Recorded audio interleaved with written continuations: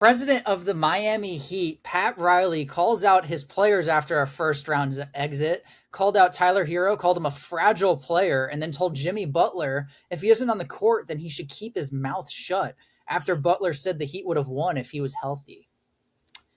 And Pat Riley almost slipped and said to keep his bleeping mouth shut.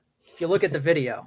If you're not on the court playing against Boston or on the court playing against the New York Knicks, you should keep your mouth shut in your criticism of those teams. How does this affect the team moving forward? Do you think this is going to affect Jimmy Buckets staying in Miami looking for a contract? 100%. And there's like the headline I read was Jimmy Butler wants the pay, Riley wants the play, right? Jimmy Butler does have a history of injuries, and it seems like the injuries always come at the worst time. The Heat are not good. I want to make that very clear. Like, that roster's terrible. Tyler Hero's terrible. Terry Rozier didn't play worth a shit. Duncan Robinson is the most overpaid big man I've ever seen in my life. Bam is solid, but the offense doesn't flow through him. So, yeah, does he have a point? Yes, if he played, might have been different, but he didn't. So, yeah, if Jordan never retired, like, there would be no GOAT conversation.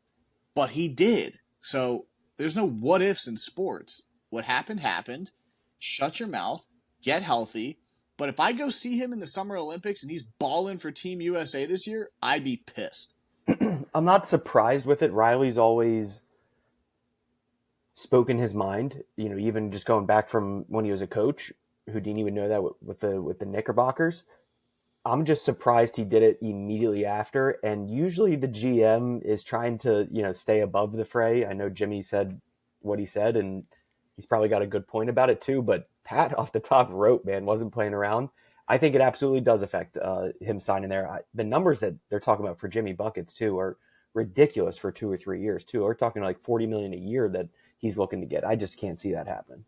He's an older player too, which I think is kind of really worth noting for the type of money that he wants. Like, it's not like he's in his younger 30s anymore. Like, he's getting older and he has injury. He's injury prone at this point in his career.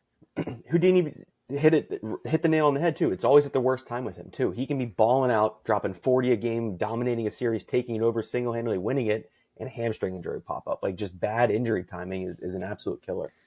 Now, I do have to say, though, that he is a beast. I mean, he was playing injured in that, who was it against? It was against the Bulls last game of the season to try to make the playoffs. Everybody knew they weren't going to beat the Celtics, but still he was, or was it the game before that? One of the games, though. He played injured, and he hurt himself even further. So you have to give him the respect of that, is that he's putting his body on the line for this team, and it's not like he wasn't trying. I like Jimmy Butler, but I can see him making his way back to Philly. Ooh. Really? Wow. Yeah, he loves Miami, and he said it. I get it, but Miami would have to bring somebody in to be the new Batman, and he would have to kind of take a back seat. But they're tied to some bad contracts with Hero and Duncan Robinson.